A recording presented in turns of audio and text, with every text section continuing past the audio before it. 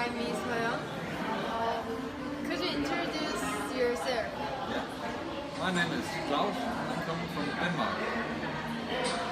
Yeah. Oh, yes. Thank you.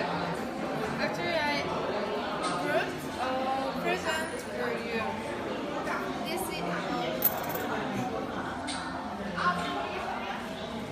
is a coin that I got from Lotte World Mall. It shows the best and present building of the Korea. I hope you like it. And remind me when you go back to Denmark. Thank you. I think it's a very nice present and a nice coin because there's something of the traditional Korean on the back side. All from Denmark know about this type of building.